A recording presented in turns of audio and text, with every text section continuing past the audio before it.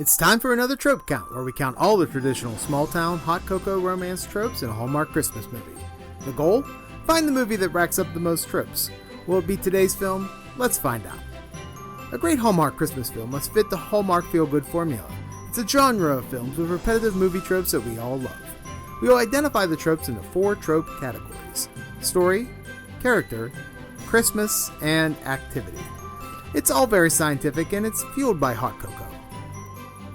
Today we take a look at the 2019 Hallmark film Two Turtle Doves, starring Nikki DeLoach and Michael Rady. If you haven't seen it, spoiler alert, a dead grandmother's last wish leads to these kids falling in love at the end. So grab some Christmas cookies and a jar of mayo. Let's count the tropes that make up Two Turtle Doves.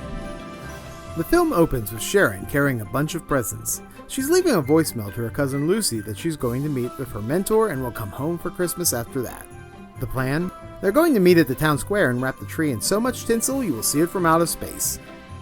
Don't get excited about all that tinsel. It doesn't happen.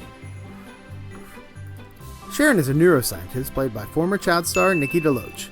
Nikki was a Mouseketeer on the Mickey Mouse Club in the early 90s, starring alongside Justin Timberlake, Ryan Gosling, and Britney Spears.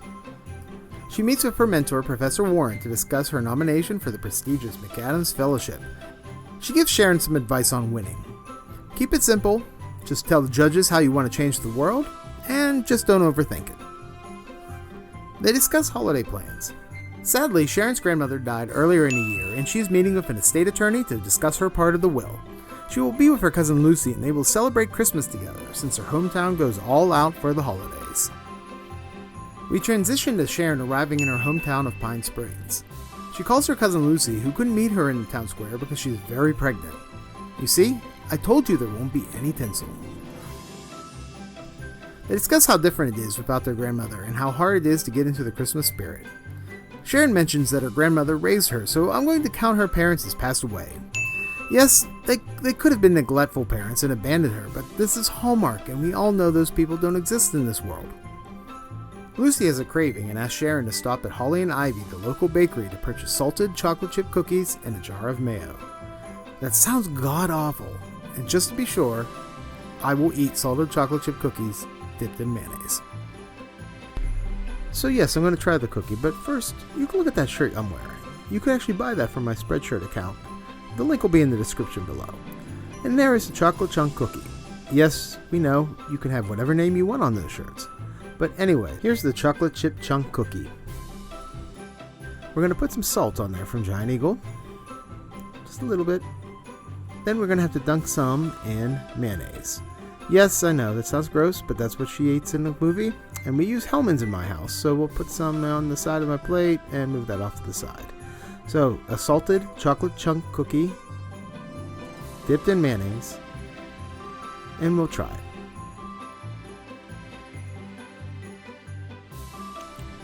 And we're chewing.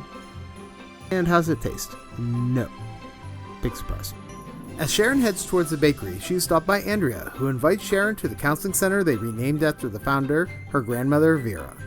They head into the bakery where Sharon orders the cookies for her cousin and meets estate attorney Sam, played by Michael Rady. They speak for a few minutes, and Sharon asks if they have met before. Sam reminds her that he's not only her grandmother's estate attorney, but also her next-door neighbor. Sharon says she's heard so much about him, and is not surprised they never met. She's been so busy with work that she hasn't had much time for Christmas. They arrange to meet the next day to go over her grandmother's estate at his office. Sharon and Lucy go to their grandmother's home and begin to decorate for Christmas and discuss the McAdams Fellowship. If she wins, she'll be given $500,000 to advance her expertise by jump-starting a new project or changing career paths altogether. The interview is on December 30th, and Sharon needs to come up with a plan on how she will use the money before the interview. She meets Sam at the office to review her grandmother's will. On his desk is a photo of his daughter Michaela, who grandmother Vera spoke of often. Sam considered Vera as part of his own family, especially after Michaela's mother and his wife died. He's a single parent raising his daughter and has been tough. Luckily, his younger brother Alex moved in to help now that Sam is a widower raising his daughter on his own. Sam steps away and Sharon listens to an audio recording of Vera discussing her last will and testament. Vera leaves the home to Sharon, but doesn't want her to feel obligated to have to maintain the house and move back to her hometown. She hopes that Sharon will choose to stay, and created a list of Harper family traditions that she wants Sharon to complete before Christmas in the hopes that she will choose to stay. She needs to complete 12 family traditions, one for each day of the 12 days of Christmas ornaments. The hope is that this will give Sharon a connection to the Harper women and maybe convince Sharon to know if this house and the town are right for her. Sharon discusses with Lucy the family traditions that their grandmother wants her to complete. She's unsure what to do. She wasn't expecting to stay, but she will attempt to fulfill Vera's wishes and complete all the family traditions. It will be hard, especially with her grandmother gone. Sharon begins to complete the first Christmas tradition of decorating the house. A voiceover from her grandmother tells the story of the neighborhood competition for who had the best Christmas lights on the street. Sam and his brother Alex, along with Michaela, offer to help after watching Sharon make the rookie mistake in Christmas light decorating. Turns out that Alex put up Vera's lights every year and is a pro. While Alex puts the lights up, Sharon, Sam, and Michaela head towards the tree lot to buy a Christmas tree. We hear a voiceover from Vera, remembering the first time Sharon saw a Christmas tree and how magical she thought it was.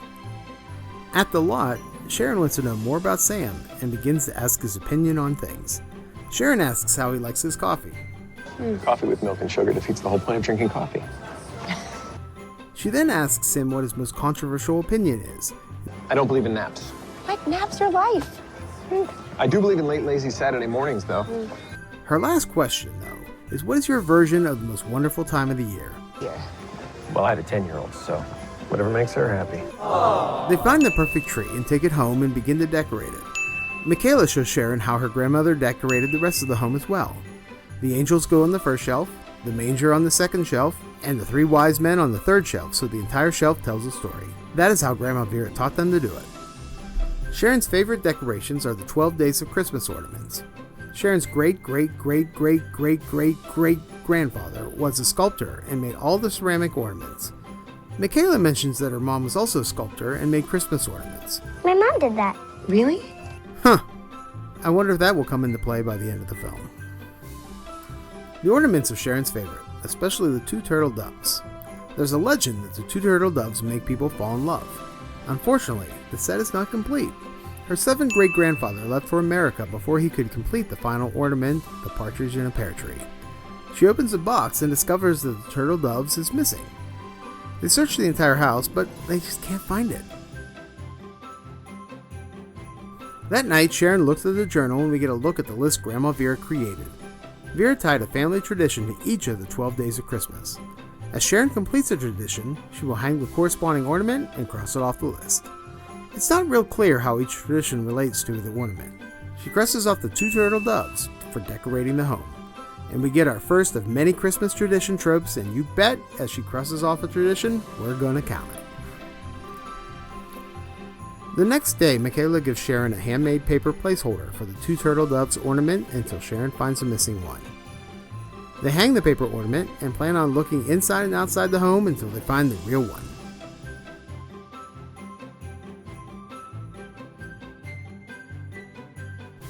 Sharon makes a stop at the counseling center to search for the ornament, but she can't find it. Andrea tells her that if it's not in one of those boxes, then it's not here. But she might try to do some sleuthing at the town tree lighting tonight. A couple of years ago, the mayor invited every family member to hang one personal ornament on the town tree, and maybe Vera hung the ornament there. Back at the house, Sharon begins to decorate the front of the yard with a voiceover by Vera, who told me as long as we displayed our Santa, the real St. Nick would always know he was welcome here. Sharon struggles to place the heavy Santa in the sleigh, and Sam runs over to help and asks, is this supposed to bring her joy? Wasn't this list supposed to bring you Christmas joy? What is more joyful than Santa? While they struggle to set up the Santa and the reindeer, Sam talks about his wife Jenny, who passed away this past year. He remembers how she went all out for Christmas, but now he is trying to make Christmas special for Michaela, but is struggling without his wife. That evening at the town Christmas festival is the annual tree lighting. Vera's voiceover talks about the first time Sharon saw the tree and how excited she was. The lighting of the tree became a Christmas tradition for their family. If you haven't been counting, Sharon is also wearing her 3rd different coat, giving us the 3 or more coats trope. The movie begins with Sharon wearing a red coat and a white scarf, then a blue coat to decorate the house, and now this beige coat. Hallmark women love to wear multiple coats for different occasions. The mayor announces that it's time to light the tree. Suddenly, Michaela gets on stage and asks the townfolk to help find Sharon's missing ornament, and if the entire town all looks, we can get a Christmas miracle.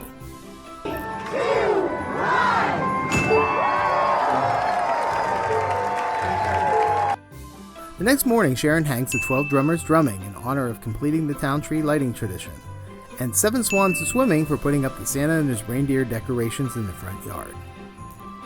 We get another Vera voiceover as Sharon, Michaela, and Ethel bake cookies. It's not Christmas without a batch of cookies. Vera's favorite was frosted, but Sharon loves snickerdoodles, and we all know that Lucy likes salted chocolate and mayo. Ethel surprises Sharon by making her great-grandma Ida's lemon cake, which is one of the traditions on the list. While they eat the cake, Ethel mentions to Sharon that Patsy recalls Vera mentioning the 2 turtle dove ornaments to her. It's not much of a lead, but it's maybe something. Sharon heads over to Patsy's, and Sam asks if completing her grandmother's list has changed her mind about staying in town.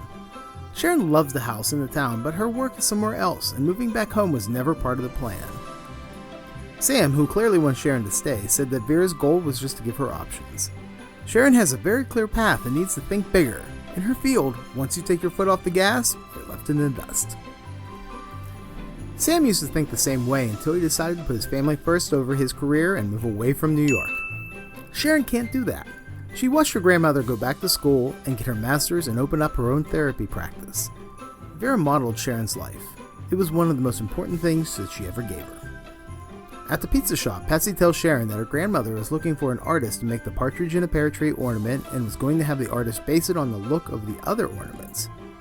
Who have we heard was an artist? And he worked with ceramics. My mom did that. Really? At home, Sharon hangs the Maids of Milking ornament to represent the baking of cookies and the golden rings for great-grandma Ida's lemon cake. Sharon calls Professor Warren to discuss how she could use the grant. Past winners have funded their research, integrate their work into community outreach projects, written books, or just start treatment centers. The next tradition is to go caroling at the hospital, with Santa leading the group in a song of Jingle Bells. The hospital brings back bad memories for Sharon and Sam, both of whom were there recently for the death of her grandmother and Sam's wife. At Sam's house, Michaela shows off their decorations, including the ornaments that they made in the tradition of putting a bunch of teddy bears on the mantel. They can't find the bears, and Michaela thinks that they are in the basement with her mom's stuff. She remembers her favorite memory when her and her mother would make muddy bears using Chex cereal with chocolate and peanut butter and then shake them up in a trash bag with powdered sugar. They all have a conversation about being sad and decide to make a new tradition of making Christmas wreaths. Sam admits he doesn't know how to make a wreath, and Sharon tells him that it's easy. You just bend some branches and add some snazzy ribbon. That night, Sam, Alex, and Michaela join Sharon for a Christmas movie marathon. They watch It's a Wonderful Life, but Sharon and Michaela fall asleep with Sharon resting her head on Sam's shoulder.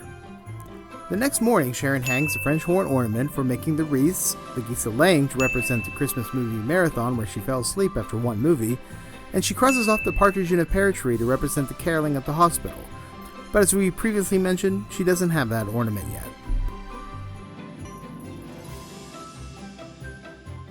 The next morning, Sharon and Sam discuss going ice skating, which turns into dinner and a date. Feeling excited, she suddenly begins to panic after she gets a message that her McAdams interview was rescheduled to December 21st, which is only 48 hours away. They go to dinner at Chez Noël, and she's impressed with the place and asks Sam if he brings all his dates to this restaurant. He says no, because that would require dating. Sharon gives him some shade, asking if he didn't do it a lot because he didn't want to, or his options were limited. They go ice skating in possibly the smallest skating rink ever made. Ice skating was her favorite activity in middle school.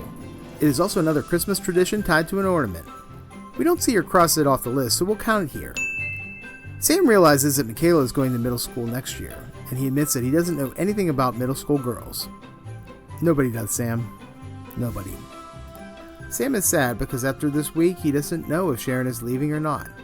She admits that she isn't preparing for the interview because she has loved being in Pine Springs. They are about to kiss, and Sam stops it because this is new to him and he doesn't want to pursue a relationship if she is not sticking around. He apologizes and walks away, giving us the third act misunderstanding, not realizing that Sharon is conflicted. Realizing how dumb he is, he turns around, but she's gone.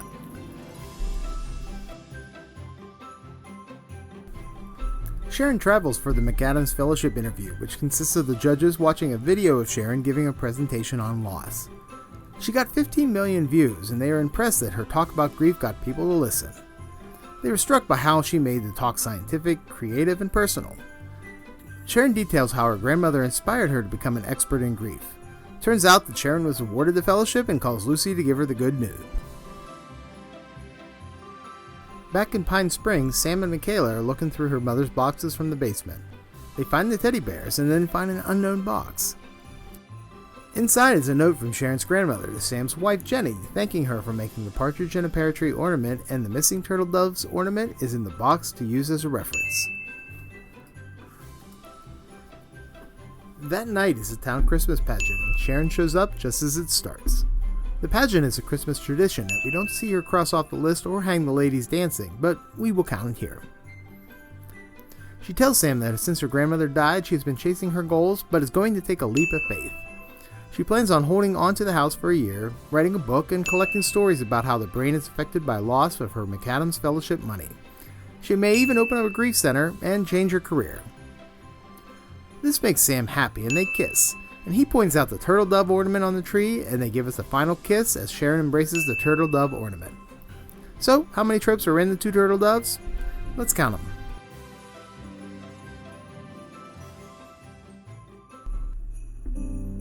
Looking at the numbers, the film where a neuroscientist with a dead grandma inherits property, searches for a missing Christmas ornament, completes a list of family Christmas traditions, dates a widowed attorney, wins a grant, and learns to deal with grief, falls in love at the end. If we add up the different categories, Two Turtle Doves has a total of 49 tropes. Two Turtle Doves is a very heartwarming movie that not only gives you the main character grieving the loss of her grandmother, but the movie double downs with her preteen and her father grieving over the loss of their mother/wife Jenny. It's a bit overwhelming at times, and I feel that while both of the deaths are tragic, there's a big difference between the loss of an elderly woman and a young mother. The mystery of what happened to the missing Two Turtle Doves ornament was predictable. My mom did that. Really? Oh, yeah. But I enjoyed it until the final reveal. The film is so rushed at the end that I was not satisfied with the ornament reveal to Sharon. I would have preferred an extra 10 minutes where Sharon is given the box to open herself and learn the story of what happened. After all, Jenny is not really given the credit she deserves. Nikki DeLoach and Michael Brady are great in this film, and they have great chemistry together, and I found myself yelling at him to kiss her when they are on their date. The amount of Christmas traditions mentioned in this film is insane. They discuss at least 13 new and old traditions. Sharon didn't even complete all of them. We don't see her hang the Piper's piping ornament after drinking the cup of best hot cocoa in town, or the calling birds ornament if she would have helped out with the glorious food drive. On top of that, we get a dead grandmother, parents, and wife to easily put this movie on the top spot. Did I miss any tropes? If so, tell me in the comments below.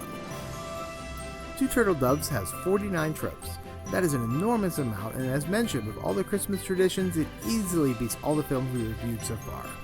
Will the next film rank higher? This one's going to be hard to beat. We will see with the next Trope Count, featuring Lacey Chabert and Brendan Elliott's Hallmark film, A Christmas Melody from 2015. It also stars Mariah Carey. How will that movie rank? Click on the subscribe button to be alerted when that episode is released if you want to find out. I'm the Christmas aficionado, and remember, stay off the naughty list.